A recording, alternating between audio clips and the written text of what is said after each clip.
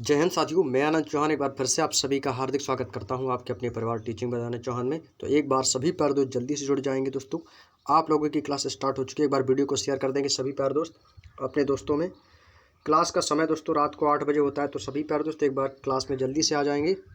Class दोस्तों आपकी start हो चुकी है, जो कि आज दोस्तों हमारी यूपी पुलिस कांस्टेबल के खाकी बैच की दोस्तों हमारी 5वीं क्लास होने जा रही है। तो एक बार वीडियो को शेयर कर देंगे सभी प्यारे दोस्त, वीडियो को शेयर करेंगे। और इस बुक में दोस्तों आपको पूरी बुक का complete page bye page solution दोस्तों करवाया जा रहा है, जिसमें दोस्तों हमारा पहला टॉपिक चल रहा है भारतीय इतिहास के बारे में। तो वीडियो को शेयर कर देंगे सभी प्यारे दोस्त। और ये स्पेशल दोस्तों यूपी पुलिस कांस्टेबल वाले बच्चों के लिए है, जो कि दोस्तों अपनी तैयारी को दोस्तों निरंतर कर रहे हैं। तो एक बार वीडियो को शेयर कर देंगे और सभी लोग दोस्तों क्लास में आ जाएंगे। इसके बाद दोस्तों वीडियो को स्टार्ट करते हैं। तो चलिए दोस्तों बात करते हैं सबसे पहले अपने टॉपिक की, जो कि हमारी पिछली क्लास दोस्तों कहाँ पर हुई थी, चंद्रगुप्त प्रथम के बारे में। पिछली क्लास में दोस्तों हमने चंद्रगुप्त प्रथम के बारे में जाना, तो आज की क्लास में हम जानेंगे दोस्तों चंद्रगुप्त द्वितीय के बारे में।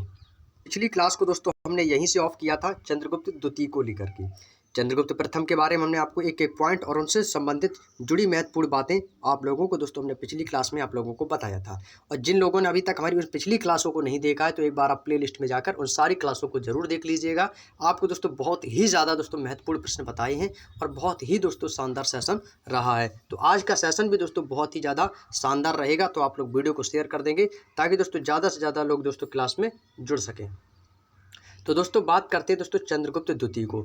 चंद्रगुप्त द्वितीय का थे कौन दोस्तों?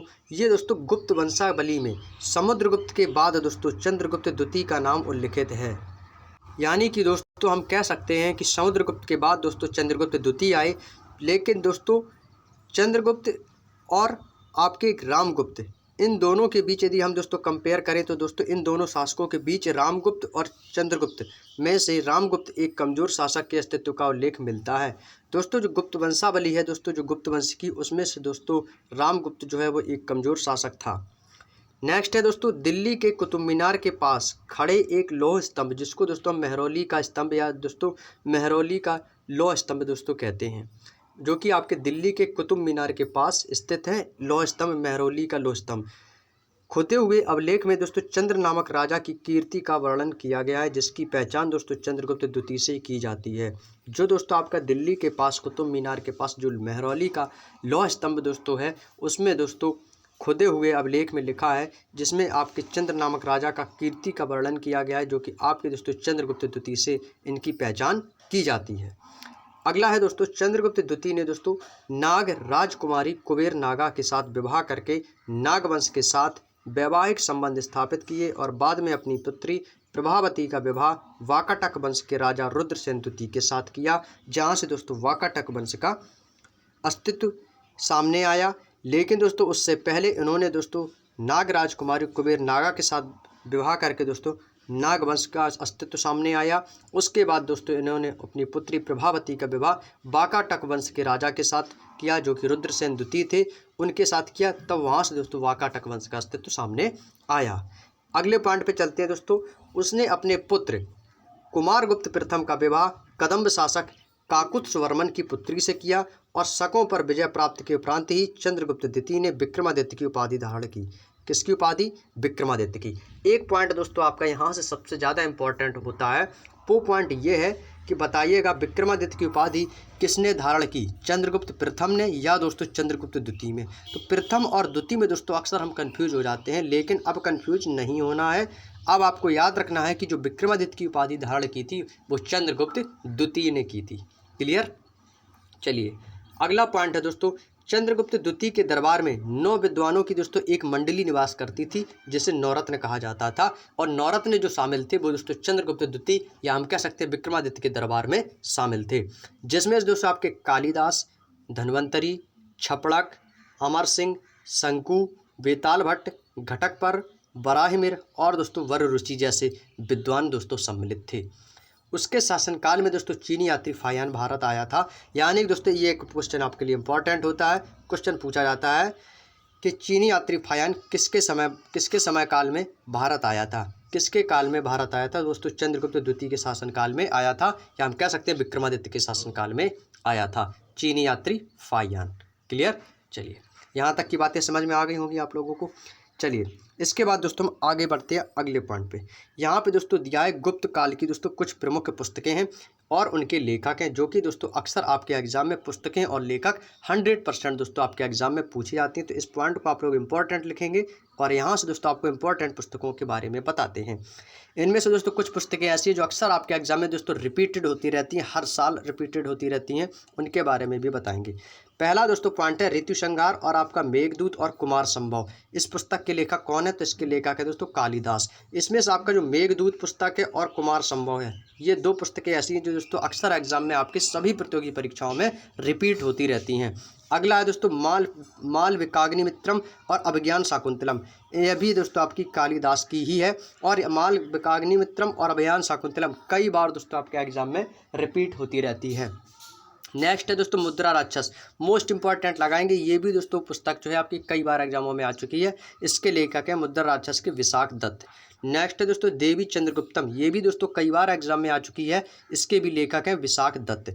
10 कुमार चरित्र, मोस्ट इंपॉर्टेंट लगा लेंगे। अभी तक मैंने आपको जितनी भी पुस्तकें बताई ये सभी इंपॉर्टेंट है, अक्सर एग्जाम में आती रहती हैं। इसके लेखक हैं दोस्तों दंडिन। दंडिन जो है वो दोस्तों 10 कुमार चरित्र पुस्तक के लेखक हैं। अगला प्रश्न है दोस्तों हर्षचरित्र। हर्षचरित्र और दोस्तों कादम्बरी सभी को पता है, ये बाणभट्ट की दोस्तों पुस्तक है। पंचतंत्र, मोस्ट इंपॉर्टेंट लगाएंगे दोस्तों, आपके यूपीपी के एग्जाम में कई बार दोस्तों रिपीट हुई है। विष्णु शर्मा इसके लेखक हैं। सूर्य सिद्धांत आर्यभट्ट की है और पंच सिद्धांतिका दोस्तों ये बरहामिहिर की है। अभी तक आपको दोस्तों जितनी भी मैंने ये पुस्तकें बताई, ये आप लोग इन सारी पुस्तकों के एक बार स्क्रीनशॉट ले लेंगे, ताकि दोस्तों आप इन सारी पुस्तकों को अच्छे से याद रख सकें और आने वाली प्रतियोगी परीक्षाओं में आपको यहाँ से एक क्वेश्चन 100% देखने को मिलेगा। किसी न किसी शिफ्ट में जरूर दोस्तों इस पुस्तक के लेखक वाला क्वेश्चन जो है आपके एग्जाम में देखने को मिलेगा। अगले पॉइंट पे चलते हैं दोस्तों। गरुड़ गुप्त वंश का राजकीय चिन्ह था। एक इंपॉर्टेंट क्वेश्चन आपसे यहाँ से दोस्तों एग्जामिनर पूछ लेता, बताइएगा गुप्त वंश का राजकीय चिन्ह क्या था? गुप्त वंश का राजकीय चिन्ह क्या था? तो वो हो जाएगा दोस्तों आपका गरुड़। नेक्स्ट है दोस्तों गुप्त संभवतः कुषाणों के क्या थे? सामंत थे। रामायण और महाभारत के अंतिम भाग का संकलन किस काल में हुआ था? तो एक ये क्वेश्चन आपके लिए इंपॉर्टेंट हो जाता है, गुप्त काल। गुप्त काल में दोस्तों रामायण और महाभारत का अंतिम भाग का संकलन हुआ था। चलिए अगले पॉइंट पे चलते हैं। अगला है दोस्तों गुप्त साम्राज्य के सबसे बड़े अधिकारी दोस्तों कुमारामात्य होते थे। क्या होते थे दोस्तों? कुमारामात्य होते थे। और निगम, पूग, गढ़ तथा श्रेणी ये दोस्तों गुप्त काल में व्यापारियों तथा शिल्पियों के संगठन थे। क्या थे दोस्तों? व्यापारियों और शिल्पियों के संगठन थे। अब यहाँ से दोस्तों आ जाते हैं हर्षवर्धन। यहाँ से दोस्तों हर्षवर्धन का दोस्तों काल स्टार्ट हो जाता है। यहाँ से दोस्तों हम जानेंगे दोस्तों हर्षवर्धन के बारे में। दोस्तों उम्मीद है दोस्तों आपको वीडियो में कही गई एक एक बात, एक एक पॉइंट दोस्तों आपको अच्छे से समझ में आ रहे होंगे। कोई भी डाउट हो तो आप बेझिझक दोस्तों कमेंट बॉक्स में जरूर पूछ लेना। तो चलिए दोस्तों जानेंगे हर्षवर्धन के बारे में। हर्षवर्धन क्या थे दोस्तों? इन्होंने दोस्तों 606 ईस्वी में 16 वर्ष की अवस्था में थानेश्वर की गद्दी पर बैठे थे और हुएनसांग हर्ष को दोस्तों शिलादित्य के नाम से संबोधित करता था। यह हम बोल सकते हैं कि शिलादित्य के नाम से कौन संबोधित करता था? तो हुएनसांग करता था। किसको करता था? हर्षवर्धन को शिलादित्य के नाम से संबोधित करता था या उन्हें दोस्तों बुलाता था। क्लियर? चलिए अगला पॉइंट है दोस्तों हर्षवर्धन के शासनकाल में हुएनसांग स्थल मार्ग से भारत आया था और उसने अपना ग्रंथ सीयूकी नाम लिखा। दोस्तों ये क्वेश्चन इंपॉर्टेंट है, सीयूकी नामक पुस्तक पूछी जाती है। ये दोस्तों सीयूकी नामक पुस्तक थे। हुएनसांग स्थल मार्ग से जब भारत आया था तो उसने अपना ग्रंथ सीयूकी लिखा था। ये किसकी थी सीयूकी रचना? हुएनसांग की। क्लियर? ये पुस्तक का नाम आप लोग जरूर याद रखिएगा। चलिए अगले पॉइंट की ओर चलते हैं दोस्तों।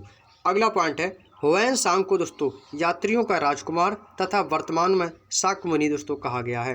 हुएनसांग को दोस्तों यात्रियों का राजकुमार और वर्तमान में शाक्य मुनि दोस्तों कहा गया है। याद रखिएगा, पूछ सकता है कि यात्रियों का राजकुमार किसे कहा जाता है? हुएनसांग को। शाक्य मुनि के नाम से किसे जाना जाता है? हुएनसांग को। क्लियर? चलिए और हुएनसांग जो था दोस्तों वो चीनी यात्री था जो कि हर्षवर्धन के शासनकाल में भारत आया था। एक क्वेश्चन आपसे एग्जामिनर कर सकता है, बताइएगा चीनी यात्री हुएनसांग किसके शासनकाल में भारत आया था? तो आपका आंसर होगा दोस्तों हर्षवर्धन के शासनकाल में आया था। इंपॉर्टेंट क्वेश्चन है, याद रखिएगा दोस्तों। चलिए अगला पॉइंट है दोस्तों हर्ष से पहले वर्धन वंश की राजधानी दोस्तों थानेश्वर थी, किंतु हर्ष ने कन्नौज को दोस्तों अपनी राजधानी बनाया। यानी कि दोस्तों जो आपकी राजधानी थी वो दोस्तों आपकी थानेश्वर थी। उसके बाद दोस्तों हर्ष ने अपनी राजधानी इसको कन्नौज बनाया। अगला है दोस्तों हर्षवर्धन सूर्य शिव और बुद्ध का उपासक था और हर्ष का दूसरा नाम दोस्तों शिलादित्य था, जो कि दोस्तों ह्वेनसांग जो थे वो दोस्तों उन्हें संबोधित किया करते थे शिलादित्य के नाम से। तो हम कह सकते हैं कि हर्षवर्धन का द्वितीय नाम या हर्षवर्धन का दूसरा नाम क्या था? शिलादित्य। चलिए अगला है दोस्तों, हर्ष ने शिव पार्वती की आकृति युक्त सिक्के चलवाए। एक ये क्वेश्चन आपके लिए इंपॉर्टेंट हो जाता है। पूछा जाता है कि बताइएगा कि किस शासक ने शिव पार्वती के आकृति के सिक्के चलवाए? किस शासक ने शिव और पार्वती के आकृति के दोस्तों सिक्के चलाए? तो आंसर हो जाएगा आपका हर्षवर्धन ने। नेक्स्ट, हर्ष एक महान विद्वान था, उसने प्रियदर्शिका, रत्नावली तथा नागानंद नामक ग्रंथों की रचना की। दोस्तों ये भी एक पॉइंट आपके लिए इंपॉर्टेंट है कि प्रियदर्शिका, रत्नावली तथा नागानंद नामक 3 जो आपकी संस्कृत नाटक थे, इन ग्रंथों की रचना दोस्तों हर्षवर्धन ने की थी। एग्जामिनर आपसे कह सकता है कि बताइएगा प्रियदर्शिका की लेखक कौन है? तो आपका आंसर आ जाएगा हर्षवर्धन। रत्नावली के लेखक कौन है? हर्षवर्धन। नागाबंध के रचयिता कौन है? हर्षवर्धन। और ये तीनों दोस्तों क्या है दोस्तों? ये नाटक हैं, याद रखिएगा। ना ही ये दोस्तों आपकी कोई आत्मकथा है, ना ही दोस्तों ये आपकी कोई उपन्यास है। ये क्या है आपका? ये एक नाटक है जो कि आपका संस्कृत में वर्णित है। दोस्तों धावक नामक एक कवि ने हर्ष को दोस्तों पुरस्कार लेकर उनके नाम से ये तीनों नाटक लिखे थे। लेकिन दोस्तों ये लिखे जो नाटक किसने थे? वो दोस्तों धावक नामक कवि ने लिखे थे, वो भी हर्ष के कहने पर। और हर्ष से दोस्तों उसने पुरस्कार लिया था और उसी से दोस्तों इन्होंने ये 3 नाटक वर्णित किए थे। लेकिन नाम दोस्तों किसका आता है? हर्षवर्धन का। लिखे धावक नामक कवि ने थे, लेकिन ये नाटक के जो रचयिता थे, इसका निर्माण किसने करवाया? तो वो दोस्तों हर्ष का इसका श्रेय जाता है। क्लियर? चलिए, हर्ष ने दोस्तों शशांक, जिसको हम गौड़ शासक को पराजित करने पर अधिकार कर लिया था, और उसने उत्तरी भारत के अन्य राजाओं को भी अपना अधीन कर लिया था। हर्ष एवं पुलकेशन द्वितीय के बीच दोस्तों नर्मदा नदी के तट पर युद्ध हुआ था। किस किस के बीच? हर्ष और पुलकेशन द्वितीय के बीच नर्मदा नदी के तट पर युद्ध हुआ था, जिसमें दोस्तों हर्षवर्धन की पराजय हुई थी। और ऐहोल अभिलेख में इस युद्ध का उल्लेख मिलता है। और पुलकेशन द्वितीय चालुक्य वंश का दोस्तों प्रतापी शासक था। जो पुलकेशन द्वितीय था, जिससे दोस्तों हर्ष का युद्ध हुआ था नर्मदा नदी के तट पर, वह दोस्तों चालुक्य वंश का एक प्रतापी शासक था। लेकिन दोस्तों हर्ष और पुलकेशन द्वितीय के बीच जो नर्मदा नदी के तट पर जो युद्ध हुआ था, उसमें दोस्तों हर्ष की पराजय हुई थी। और यह वर्णन दोस्तों किस अभिलेख में मिलता है? तो यह वर्णन आपका दोस्तों ऐहोल अभिलेख में मिलता है। अभिलेख भी पूछ सकता है किस अभिलेख में दोस्तों वर्णित है, तो आपका आंसर हो जाएगा दोस्तों ऐहोल अभिलेख में दोस्तों मिलता है। याद रखिएगा दोस्तों, अभिलेख भी दोस्तों आपसे पूछ सकता है। चलिए अगले पॉइंट की ओर चलते हैं दोस्तों। हर्ष ने कश्मीर पर आक्रमण कर वहां से भगवान बुद्ध का दांत कन्नौज के निकट संघाराम में स्थापित कर दिया था। और हर्षवर्धन ने एक विशाल साम्राज्य की स्थापना की थी, जिसकी सीमाएं उत्तर में हिमाच्छादित पर्वतों तक और दक्षिण में नर्मदा नदी के तट तक, पूर्व में गंजाम तथा पश्चिमी से बल्लभी तक विस्तृत थी। जब हर्षवर्धन ने एक अपने विशाल साम्राज्य की स्थापना की, तो उनकी सीमाएं कहाँ कहाँ लगती थी? हिमाचल के पर्वतों तक, दक्षिण में नर्मदा नदी के तट तक, और पूर्व में गंजाम तथा पश्चिम में बल्लभी तक दोस्तों फैली हुई थी। ये दोस्तों हर्षवर्धन का एक साम्राज्य था, जो कि सबसे विशाल साम्राज्य स्थापित किया था। क्लियर? चलिए अगले पॉइंट की ओर चलते हैं। हर्ष का साम्राज्य दोस्तों सामंती संगठन पर आधारित था। किस पर था दोस्तों? हर्ष का जो साम्राज्य था वह एक सामंती संगठन पर आधारित था। राज्य प्रशासनिक सुविधा के लिए ग्राम, विषय, भुक्ति राष्ट्र में विभाजित था। भुक्ति का तात्पर्य दोस्तों प्रांत से था, और विषय जिले के समान था, और शासन की सबसे छोटी इकाई ग्राम थी। दोस्तों ये क्वेश्चन आपके लिए सबसे ज़्यादा इम्पोर्टेंट रहता है। क्या कि बताइएगा शासन की सबसे छोटी इकाई क्या थी दोस्तों? शासन की सबसे छोटी इकाई क्या थी? वो ग्राम थी दोस्तों। सबसे छोटी इकाई कहलाती थी ग्राम। नेक्स्ट, न्याय व्यवस्था का सर्वोच्च अधिकारी सम्राट था। ह्वेनसांग के अनुसार राज्य में दोस्तों कानून व्यवस्था अच्छी नहीं थी, और राज्य में अपराध के लिए दोस्तों कठोर दंड का प्रावधान भी था। इस काल में सर्वाधिक आय भूमि से होती थी, और भौतिक कर वसूलने वाला तथा पुस्तपाल जमीन का हिसाब रखने वाला पदाधिकारी होता था। दोस्तों जो आपका भौतिक कर यानी कि दोस्तों भूमि से होने वाली आय का जो भौतिक कर था वो वसूलने वाला भौतिक कहलाता था, और जो पुस्तपाल था वो दोस्तों जमीन का हिसाब रखने वाला पदाधिकारी होता था। उपज का जो छठा भाग दोस्तों राजस्व के रूप में वसूला करता था। हर्ष के समय दोस्तों नालंदा विश्वविद्यालय का महायान बौद्ध धर्म की शिक्षा का मुख्य केंद्र था। बौद्ध धर्म की शिक्षा का केंद्र क्या था? नालंदा विश्वविद्यालय हर्ष के समय। हर्षवर्धन, बाणभट्ट तथा मयूर शर्मन नामक विद्वानों का संरक्षक या बाणभट्ट ने हर्षचरित एवं कादम्बरी तथा मयूर शर्मन ने सूर्य शतक की रचना की। बाणभट्ट ने दोस्तों किनकी की? हर्षचरित और कादम्बरी के लेखक कौन है? बाणभट्ट हैं। और मयूर शर्मन ने के लेखक कौन है? सूर्य शतक। याद रखिएगा, सूर्य शतक ने किसकी रचना की? मयूर शर्मन की। हर्षचरित कादम्बरी बाणभट्ट। इंपॉर्टेंट है, याद रखिएगा। चलिए अगले पॉइंट पे चलते हैं। ग्राम शासन के प्रधान को ग्रामा छपटलिक कहा जाता है। क्या कहा जाता है दोस्तों? ग्रामा छपटलिक। और हर्षचरित में सिंचाई के साधन के रूप में तुला यंत्र, जिसको हम जलपंप का उल्लेख मिलता है। क्लियर? चलिए यहाँ तक की दोस्तों आपको बातें बहुत ही शानदार और अच्छे तरीके से दोस्तों समझ में आ चुकी होंगी। अगला पॉइंट यहाँ से हमारा सेकंड पार्ट स्टार्ट होता है, मध्यकालीन भारत का इतिहास। मध्यकालीन भारत का इतिहास। अभी तक हमने पढ़ा आधुनिक इतिहास, अब पढ़ेंगे दोस्तों मध्यकालीन भारत का इतिहास। यहाँ से दोस्तों आपका आ जाता है इस्लाम धर्म। इस्लाम धर्म का उदय कहाँ से हुआ था? सबसे पहले इसके बारे में जानेंगे। जो आपका दोस्तों इस्लाम धर्म है, इसका उदय कहाँ से हुआ था, इसके बारे में आप लोगों को चर्चा होगी। तो दोस्तों याद रखिएगा, इस्लाम धर्म का जो उदय हुआ है वो दोस्तों अरब देश से हुआ है। कहाँ से हुआ है? अरब देश से हुआ है। एक क्वेश्चन दोस्तों इंपॉर्टेंट एग्जामिनर आपसे पूछता है, बताइएगा इस्लाम धर्म के प्रवर्तक कौन थे? तो वो दोस्तों पैगंबर मोहम्मद साहब थे। इंपॉर्टेंट, अभी तक जो भी आपको पॉइंट बता रहे हैं सारे पॉइंट इंपॉर्टेंट है, नोट करते रहिएगा कॉपी में अपनी। इस्लाम धर्म के प्रवर्तक कौन थे दोस्तों? पैगंबर मोहम्मद साहब थे। पैगंबर मोहम्मद साहब के बाद दोस्तों 4 पवित्र खलीफा हुए। इन सभी खलीफाओं की राजधानी दोस्तों मदीना थी, जो आपकी मक्का मदीना सऊदी अरब में कही जाती है। सऊदी अरब में आपका मक्का मदीना। तो इन सभी के दोस्तों क्या हुए थे? 4 पवित्र खलीफा हुए और इन सभी खलीफाओं की जो राजधानी थी वो दोस्तों मदीना थी। तुर्क मध्य एशिया की दोस्तों खान बदोस्त जनजाति थी। एक दोस्तों तुर्क जनजाति हुआ करती थी, जो कि मध्य एशिया की खाना बदोश जनजाति थी।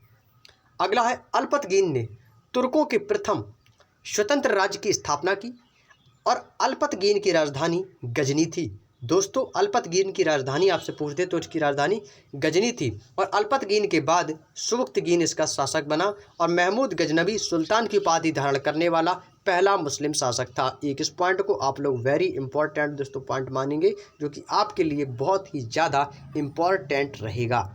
क्या कि बताइएगा किस शासक ने या किस सुल्तान ने, वह कौन सा पहला मुस्लिम सुल्तान है जिसने गजनबी की उपाधि धारण की थी? तो आप गजनबी से समझ जाएंगे महमूद गजनबी, या हम ये कह सकते हैं कि किस शासक ने सुल्तान की उपाधि धारण की थी।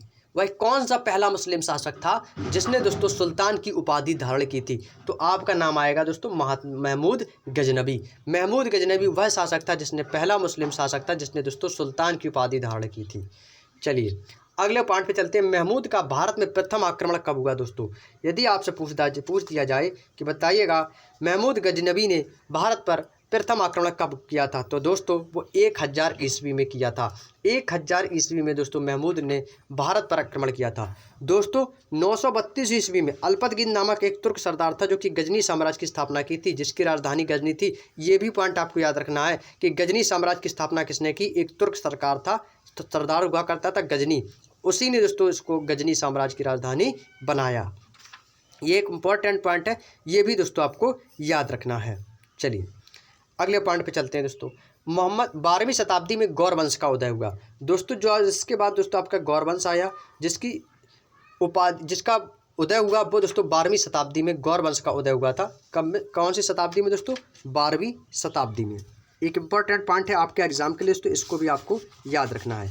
अगले पॉइंट पे चलते हैं। मोहम्मद गौरी का पहला आक्रमण कब हुआ? दोस्तों मोहम्मद गौरी का पहला आक्रमण दोस्तों कब हुआ था? यह आपका 1175 ईस्वी में मुल्तान पर इसने किया था। कहाँ पर किया था? मुल्तान पर। उसके बाद दोस्तों 1191 में, जो कि आपका दोस्तों तराइन का प्रथम युद्ध कहा जाता है कि तराइन का प्रथम युद्ध कब हुआ था? तो ये युद्ध आपका 1191 में हुआ था। किसके बीच?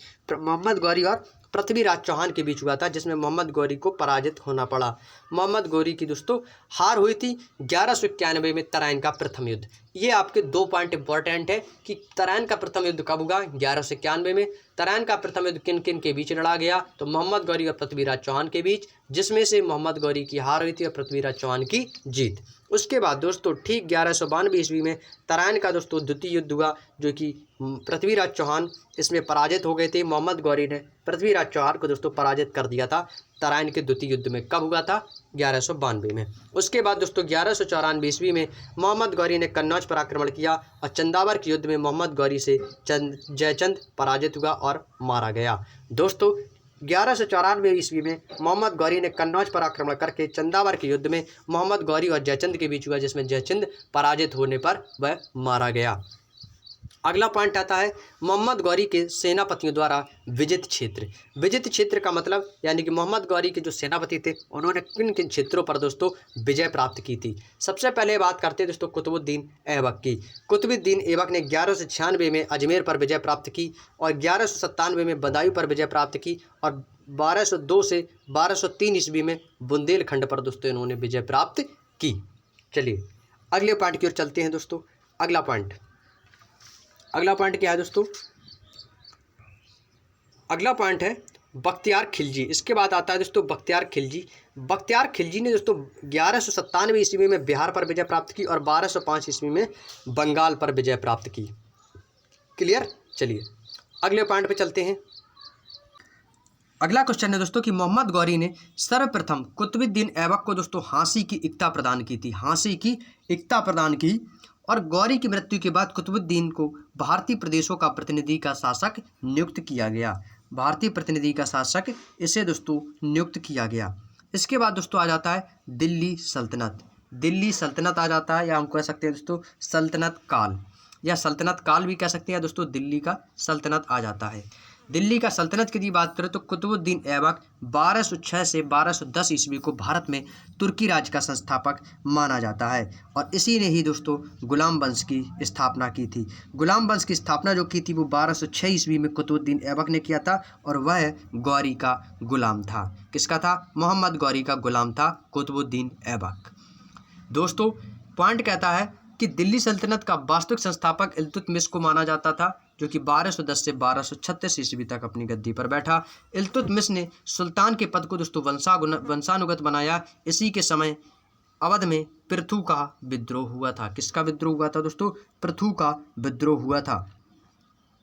अगला पॉइंट है इल्तुतमिश ने तुर्कान ए चहलगानी, जो कि दोस्तों आपकी 40 अमीरों का समूह की स्थापना की थी, जिसको तुर्कान ए चहलगानी के नाम से जाना जाता था, जिसने लाहौर स्थान पर दिल्ली को अपनी राजधानी बनाया और एकता की शासन व्यवस्था और सुल्तान की सेना के निर्माण का विचार दिल्ली सल्तनत को प्रदान किया गया। तो इसमें से एक इम्पॉर्टेंट पॉइंट आता है तुर्कान ए चहलगानी। इसका अर्थ क्या होता है? 40 अमीरों का समूह। नेक्स्ट, इल्तुतमिश के बाद उसका पुत्र रुकनुद्दीन फिरोज दिल्ली सल्तनत की गद्दी पर बैठा, किंतु तुर्कों अमीरों ने रुकनुद्दीन को हटाकर रजिया को सिंहासन का आसीन किया, जो कि रजिया बेगम प्रथम मुस्लिम महिला शासिका थी, जिसने दोस्तों शासन की बागडोर संभाली। तो एक क्वेश्चन यहाँ से आपके लिए इंपॉर्टेंट बनता है कि बताएगा प्रथम मुस्लिम महिला शासक कौन थी? रजिया सुल्तान। कौन थी दोस्तों? रजिया सुल्तान जो थी वो प्रथम महिला मुस्लिम शासिका थी। अगले पॉइंट पे चलते हैं दोस्तों। अगला पॉइंट स्टार्ट है रजिया की हत्या कब हुई दोस्तों? रजिया की जो हत्या है वो दोस्तों 13 अक्टूबर 1240 ईस्वी को डाकुओं के द्वारा कर दी गई थी। रजिया सुल्तान की दोस्तों हत्या 13 अक्टूबर 1240 ईस्वी को डाकुओं के द्वारा कर दी गई थी और 1266 ईस्वी में बलबन दिल्ली की गद्दी पर बैठा, वह इल्तुतमिश का गुलाम था। दोस्तों जो इल्तुतमिश था उसका गुलाम कौन था दोस्तों? बलबन था। यानी कि दोस्तों गुलाम वंश में दोस्तों सभी एक दूसरे के गुलाम रहे हैं। इसके बाद यानी जैसे आपका बलबन था वो इल्तुतमिश का गुलाम था। इल्तुतमिश के मरने के बाद दोस्तों बलबन आ गया। अब इल्तुतमिश कौन था? वो दोस्तों कुतुबुद्दीन ऐबक का दामाद था। कुतुबुद्दीन ऐबक ने दोस्तों कुतुब मीनार का निर्माण कराया था, लेकिन पूर्णतः निर्माण न करवाने के बावजूद फिर इल्तुतमिश ने उस कुतुब मीनार का पूर्णतः निर्माण करवाया। ये भी पॉइंट आपको याद रखिएगा, इसमें कई लोग जो है मिस हो जाते हैं, क्वेश्चन को गलत कर देते हैं। यहाँ से एग्जामिनर आपसे 2 टाइप के क्वेश्चन पूछता है, बताइएगा कुतुबुद्दीन ऐबक ने किसका निर्माण कराया था? तो कुतुब मीनार का तो सभी पता, लेकिन यदि पूछते हैं कि कुतुब मीनार का निर्माण किसने कराया तो कुतुबुद्दीन ऐबक। यदि क्वेश्चन ने एग्जामिनर थोड़ा सा घुमा दे कि बताएगा कि कुतुब मीनार का निर्माण पूर्णतः किसने कंप्लीट करवाया, किसने पूरा करवाया, तब आपको बताना है इल्तुतमिश। लेकिन जो निर्माण कराया था वो कुतुबुद्दीन ऐबक ने कराया था, लेकिन पूरा ना कर पाया था, उसको पूरा इल्तुतमिश ने करवाया था। इल्तुतमिश जो कि उसका दामाद था। चलिए अगले पॉइंट की चलते हैं। उसने सुल्तान की प्रतिष्ठा को स्थापित करने के लिए रक्त एवं लौह की नीति अपनाई थी। रक्त एवं लौह की अपनी नीति अपनाई थी और बलबान ने तुर्कान ए चहलगानी का दमन किया, विद्रोह किया, नष्ट किया। बलबन ने एक सैन्य विभाग दीवाने अर्ज की स्थापना की। इसके अतिरिक्त उसने नौरोज प्रथा भी आरंभ कर दी थी। कौन सी प्रथा दोस्तों आरंभ कर दी थी? नौरोज की प्रथा उसने आरंभ कर दी थी, याद रखिएगा। चलिए अगला पॉइंट है, अगला यहाँ से दोस्तों आ जाता है खिलजी वंश। यहाँ से दोस्तों आपका स्टार्ट हो जाता है खिलजी वंश। खिलजी वंश के बारे में जानेंगे दोस्तों। खिलजी वंश था वो दोस्तों गुलाम वंश के शासन को समाप्त करने के बाद 13 जून, कब दोस्तों? 13 जून, ये इंपॉर्टेंट एडिशनल पॉइंट आपको याद रखना है। जब गुलाम वंश के शासन को समाप्त कर 13 जून, कब दोस्तों? 13 जून 1290 ईस्वी को जलालुद्दीन फिरोज खिलजी ने दोस्तों खिलजी वंश की स्थापना की। तो यहाँ से एक इम्पॉर्टेंट पॉइंट ये बनता है कि चलिए बताइएगा कि खिलजी वंश की स्थापना किसने की थी? जलालुद्दीन फिरोज खिलजी ने। जलालुद्दीन फिरोज खिलजी ने दोस्तों खिलजी वंश की स्थापना की। कब की थी? जब इन्होंने गुलाम वंश के शासन को समाप्त करके 13 जून, इस डेट को याद रखिएगा, 13 जून 1290, 13 जून 1290 को दोस्तों जलालुद्दीन फिरोज खिलजी ने खिलजी वंश की स्थापना की। और इसकी राजधानी क्या थी? किलोखरी। राजधानी इसने अपनी किससे बनाया था? किलोखरी को बनाया था। एक ये इंपॉर्टेंट पॉइंट है, आपको याद रखना है। आपको दोस्तों बुक में नहीं दिया गया, आपको ये पॉइंट याद रख लेना है। किलोखरी, किलोखरी को दोस्तों इसने अपनी राजधानी बनाया। इसके बाद आगे बढ़ते हैं। चलिए अगला पॉइंट है दोस्तों, मुसलमानों का दक्षिण भारत पर आक्रमण जलालुद्दीन के समय देवगिरी के शासक रामचंद्र देव पर हुआ था दोस्तों, जो कि मुसलमानों का दक्षिण भारत पर पहला आक्रमण था, जो कि जलालुद्दीन के समय हुआ था। इंपॉर्टेंट क्वेश्चन ये बनता है कि चलिए बताइएगा मुसलमानों का दक्षिण भारत पर प्रथम आक्रमण किसके शासनकाल में हुआ था? तो वो जलालुद्दीन के समय हुआ था। नेक्स्ट, इसके समय ईरानी फ़कीर सीदी मौला को हाथी के पैरों तले कुचलवा दिया गया था। दोस्तों जलालुद्दीन के समय एक फ़कीरी था, सीदी मौला को हाथी के पैरों तले कुचला गया था। और 1296 ईस्वी में जलालुद्दीन खिलजी के भतीजे अलाउद्दीन खिलजी ने इसकी दोस्तों हत्या कर दी थी तथा वह दिल्ली की गद्दी पर बैठा। दोस्तों जब से आपका गुलाम वंश स्टार्ट हुआ, उसके बाद जैसे कि एक दूसरे के गुलाम होते चले गए, फिर वो एक दूसरे की हत्या करके गद्दी को अपनाने लगे। अब यहाँ पर दोस्तों जलालुद्दीन का भतीजा था अलाउद्दीन खिलजी, उसने जलालुद्दीन की हत्या की, तब अलाउद्दीन खिलजी आ गया। तब अलाउद्दीन दोस्तों दिल्ली की गद्दी पर बैठा। उसने क्या किया? उसने अलाउद्दीन खिलजी ने दोस्तों सेना को नकद वेतन देने के साथ स्थायी सेना की नींव रखी और उसने घोड़ा दागने एवं सैनिकों को हुलिया लिखने की प्रथा को आरंभ किया। दोस्तों घोड़ा दागने एवं सैनिकों का हुलिया लिखने की प्रथा किसके शासनकाल में स्टार्ट हुई? तो आपका आंसर हो जाएगा दोस्तों अलाउद्दीन खिलजी के शासनकाल में। अलाउद्दीन खिलजी ने दोस्तों अलाई दरवाज़ा, सीरी का किला तथा 1000 खंबा महल का निर्माण कराया था। इंपॉर्टेंट पॉइंट का सेशन चल रहा है दोस्तों, पॉइंट को वीडियो को इसके बिल्कुल ना करें, शुरू से कंप्लीट देखिएगा दोस्तों, आपको दोस्तों बहुत ही ज़्यादा दोस्तों बेनिफिट मिलेगा। याद रखिएगा अलाउद्दीन खिलजी ने दोस्तों किसका निर्माण कराया था? अलाई दरवाज़ा का, सीरी के किला का और 1000 खंबा महल का निर्माण करवाया था। अलाउद्दीन खिलजी ने दोस्तों किसकी उपाधि धारण की थी? सिकंदर द्वितीय। सिकंदर द्वितीय के नाम से किसे जाना जाता है? अलाउद्दीन खिलजी को। अलाउद्दीन खिलजी ने किसकी उपाधि धारण की थी? सिकंदर द्वितीय की। अलाउद्दीन खिलजी ने दोस्तों आर्थिक सुधारों के लिए बाजार नियंत्रण की नीति की व्यवस्था की। उसने सैनिकों को नगद वेतन दिया और मुबारक शाह खिलजी ने स्वयं को खलीफा घोषित किया था तथा इस्लाम खतरे में है के नारे लगाए। एक ये इंपॉर्टेंट पॉइंट ये बनता है कि इस्लाम खतरे में है नारा किसने लगाया था? तो वो मुबारक शाह खिलजी ने लगाया था, जो कि स्वयं को खलीफा घोषित किया था। क्लियर? चलिए अगला आता है दोस्तों यहाँ से तुगलक वंश। अब तुगलक वंश की स्थापना किसने की थी? तो तुगलक वंश की स्थापना गयासुद्दीन तुगलक ने 1320 ईस्वी में की थी और तुगलक वंश की स्थापना तथा गाजी मलिक नाम के सिंहासन पर वह बैठा था। गयासुद्दीन तुगलक ने दोस्तों 1320 ईस्वी में तुगलक वंश की स्थापना तथा गाजी की मालिक नामक सिंहासन पर बैठा था। अब यहाँ से दोस्तों आपका स्टार्ट होता है तुगलक वंश। तुगलक वंश आ जाता है। तुगलक वंश जो है वो दोस्तों कब से कब तक चला, ये भी आपको याद रखना है। तुगलक वंश जो है आपका 1320 से 1398, कितना दोस्तों? 1320 से आपका 1398 तक क्या रहा है? तुगलक वंश। याद रखिएगा 1320 से 1398 तक आपका तुगलक वंश रहा है। और 5 सितंबर 1320 ईस्वी को खुसरो खां को पराजित करने के बाद गाजी मलिक, या जिसको हम तुगलक गाजी या गयासुद्दीन तुगलक के नाम से भी जानते हैं, जिसने 8 सितंबर, कब दोस्तों? 8 सितंबर 1320 ईस्वी को, 8 सितंबर 1320 ईस्वी को दिल्ली के सिंहासन पर बैठा था। तो गाजी मलिक के नाम से किसे जाना जाता है दोस्तों? गयासुद्दीन तुगलक को ही जाना जाता है। चलिए अगला आता है दोस्तों, गयासुद्दीन तुगलक ने नहरों का निर्माण करवाने वाला प्रथम शासक था। ये भी पॉइंट आपका इंपॉर्टेंट हो गया कि नहरों का निर्माण कराने वाला प्रथम शासक कौन था? गयासुद्दीन तुगलक। उसने दिल्ली के समीप तुगलकाबाद नामक एक नया नगर स्थापित किया। तुगलकाबाद नामक नगर किसने बसाया था? गयासुद्दीन तुगलक ने। गयासुद्दीन तुगलक के बाद जूना खां मोहम्मद बिन तुगलक के नाम की गद्दी पर बैठा। गयासुद्दीन तुगलक के बाद जूना खां जो था वो मोहम्मद बिन तुगलक के नाम से गद्दी पर बैठा और मोहम्मद बिन तुगलक के शासनकाल में अफ्रीकी यात्री इब्न बतूता भारत आया था। क्वेश्चन पूछा जाता है, बताइएगा इब्न बतूता किसके शासनकाल में भारत आया था? तो वह दोस्तों मोहम्मद बिन तुगलक के शासनकाल में भारत आया था, जो कि एक अफ्रीकी यात्री था। कैसा था दोस्तों? अफ्रीकी यात्री था। और इब्न बतूता की दोस्तों पुस्तक का क्या नाम है? रहला। पुस्तक का भी नाम याद रखिएगा, ये एक इंपॉर्टेंट पॉइंट है। इब्न बतूता की पुस्तक का नाम क्या है दोस्तों? रहला नामक पुस्तक है, जो कि मोहम्मद तुगलक के समय की घटनाओं का वर्णन उसमें दिया गया है। और इसे अपनी पुस्तक विदेशी व्यापारिक और आवागमन और डाक चौकियों की स्थापना, यानी कि हम जिसको बोलते हैं डाक व्यवस्था एवं गुप्तचर व्यवस्था के बारे में भी दोस्तों इसमें पुस्तक में वर्णन किया गया है, जो कि दोस्तों इसके लेखक है इब्न बतूता, एक अफ्रीकी यात्री।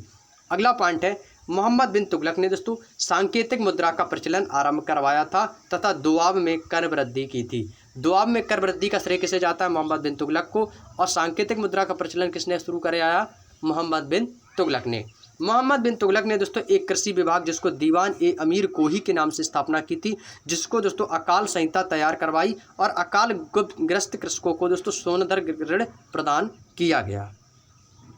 नेक्स्ट, मोहम्मद बिन तुगलक की मृत्यु के बाद उसका चचेरा भाई फिरोज शाह तुगलक दोस्तों दिल्ली की गद्दी पर बैठा। जब मोहम्मद बिन तुगलक दोस्तों चल बसे, उनके बाद उनका चचेरा भाई चाचा का लड़का फिरोज शाह तुगलक उनकी गद्दी पर बैठा। इसने ब्राह्मणों पर दोस्तों जजिया कर लगाया। ये क्वेश्चन आपके लिए इंपॉर्टेंट हो जाता है, बताइएगा ब्राह्मणों पर जजिया कर किसने लगवाया? ब्राह्मणों पर जजिया कर किसने शुरू किया? तो वो दोस्तों किसने किया था? फिरोज शाह तुगलक ने। ब्राह्मणों पर जजिया से कर किसने लगाया? फिरोज शाह तुगलक ने। क्लियर? चलिए, यहाँ तक की बातें समझ में आई। अगले पॉइंट की ओर चलते हैं दोस्तों। अगला पॉइंट है, इसने जौनपुर तथा दिल्ली में फिरोजाबाद नगर की स्थापना की। किसने? फिरोज शाह तुगलक ने। फिरोज शाह तुगलक ने दोस्तों जौनपुर तथा दिल्ली में फिरोजाबाद नगर की स्थापना की। दोस्तों फिरोज तुगलक ने 300 नए नगरों की स्थापना की थी। कितने दोस्तों? 300 नए नगर। 300 नगरों की स्थापना की थी, जो कि आपके फिरोज तुगलक ने बसाए थे। इनमें से जो कि आपका हिसार, फिरोजाबाद और आपका जौनपुर और फिरोजपुर, ये दोस्तों सबसे ज़्यादा प्रमुख थे, जो कि 300 नए नगरों में से दोस्तों सबसे ज़्यादा दोस्तों आपके एग्जाम में पूछे जाते हैं। और इसी के शासनकाल में दोस्तों खिजराबाद, जिसको हम दोस्तों टोपरा का गांव कहते हैं, वह मेरठ में अशोक के 2 स्तंभों को लाकर भी इसने दिल्ली में स्थापित कर दिया था फिरोज शाह तुगलक ने। चलिए अगले पॉइंट पर चलते हैं दोस्तों। फिरोज तुगलक ने दोस्तों ससगानी नामक सिक्का चलवाया था। देखिए, एक ही इंपॉर्टेंट हो गया कि फिरोज शाह तुगलक ने कौन सा सिक्का चलाया था? ससगानी नामक सिक्का चलाया था। या पूछा जा सकता है कि ससगानी नामक सिक्का किसने चलवाया? फिरोज शाह तुगलक ने।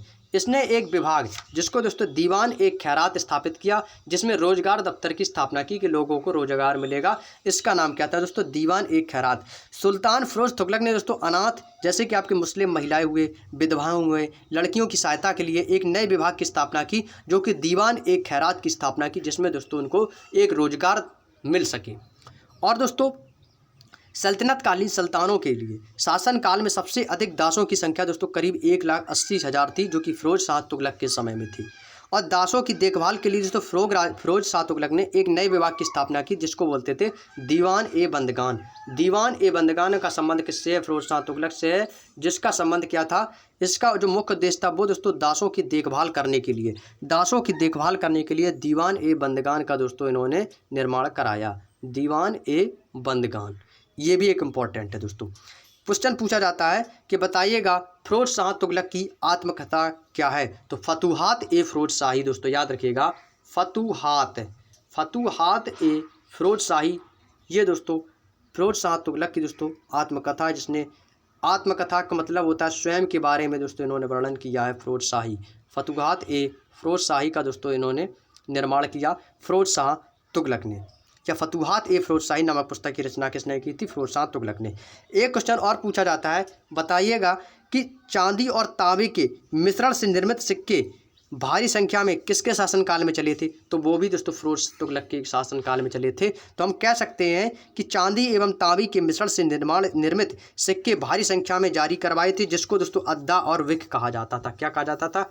एक को अद्दा कहा जाता था और विक, अद्दा विक कहा जाता था, जो कि दोस्तों सबसे भारी मात्रा में चांदी के सिक्के, तांबे से चांदी और तांबी के मिश्रित सिक्के थे, जो चांदी को दोस्तों अद्दा कहा जाता था और तांबे को विक कहा जाता था। ये सिक्के दोस्तों फिरोज शाह तुगलक के शासनकाल में चले थे। दोस्तों फिरोज शाह तुगलक ने अपने यहाँ खान ए जहाँ तेलंगानी मकबरा की स्थापना की, जो कि आपका जेरूसलम में निर्मित उमर की मस्जिद के नाम से जाना जाता है।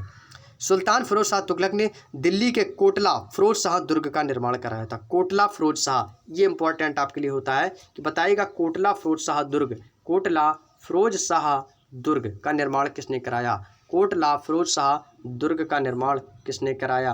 तो ये भी दोस्तों किसने कराया था? फिरोज तुगलक ने, या फिरोज शाह तुगलक ने। फिरोज शाह तुगलक ने इसका निर्माण कराया था। इंपॉर्टेंट क्वेश्चन जो कि आपके एग्जाम में एक पूछा जाता है कि इसका शासक कौन है, उसका अंतिम शासक भी कौन है, तो बताएंगे आप लोग तुगलक वंश का अंतिम शासक, तुगलक वंश का अंतिम शासक, क्योंकि यहाँ से आपका तुगलक वंश होता है समाप्त और आएगा आपका सैयद वंश। तो आपका दोस्तों तुगलक वंश का जो अंतिम शासक था, अंतिम भी तो रहा होगा, एक आपका आता है प्रथम और एक रहता है अंतिम, तो आपसे प्रथम और अंतिम हमेशा एग्जामिनर बहुत ही कई बार एग्जाम में पूछता है। तो बताइएगा तुगलक वंश का अंतिम शासक है, तुगलक वंश का अंतिम शासक कौन था? दोस्तों इंपॉर्टेंट पॉइंट आपसे पूछे जा रहे हैं, और यहाँ से जो भी आपके एडिशनल पॉइंट बताया जाता है उसको कॉपी में नोट करना होता है, जो कि सबसे इंपॉर्टेंट पॉइंट होता है। तो तुगलक वंश का जो अंतिम शासक था वो कौन था? नासिरुद्दीन महमूद तुगलक। याद रखिएगा, मैं बोल दे रहा हूँ, फिर से एक बार रिपीट कर दे रहा हूँ, नासिरुद्दीन महमूद तुगलक। नासिरुद्दीन महमूद तुगलक जो था वो दोस्तों तुगलक वंश का अंतिम शासक था, और इसका शासन दिल्ली से पालम तक ही रहा था। कहाँ से? दिल्ली से पालम तक। क्लियर?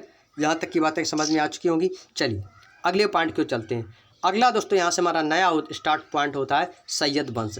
यहाँ से दोस्तों सैयद वंश के बारे में जानेंगे। सैयद वंश की स्थापना किसने की थी? खिज्र खान ने की थी, और रैयत आला की उपाधि धारण भी की थी। तो इसके बारे में जो चर्चा है वो हम आप लोगों से दोस्तों नेक्स्ट क्लास में करेंगे, जिसमें हम आप लोगों से सैयद वंश के बारे में चर्चा करेंगे, और निरंतर दोस्तों हम डे बाई डे इस पुस्तक को पेज बाई पेज कंप्लीट करते जाएंगे। तो चलिए दोस्तों आज की क्लास को मैं यहीं तक रखेंगे। नेक्स्ट क्लास में दोस्तों यहीं से स्टार्ट होगा सैयद वंश से, और निरंतर आपको पेज बाई पेज बुक का कंप्लीट सॉल्यूशन मिलता रहेगा। तो चलिए दोस्तों, आप लोगों को क्लास कैसी लगी तो कमेंट बॉक्स में जरूर बताइएगा। उम्मीद है दोस्तों वीडियो आपको बेहद पसंद आया होगा।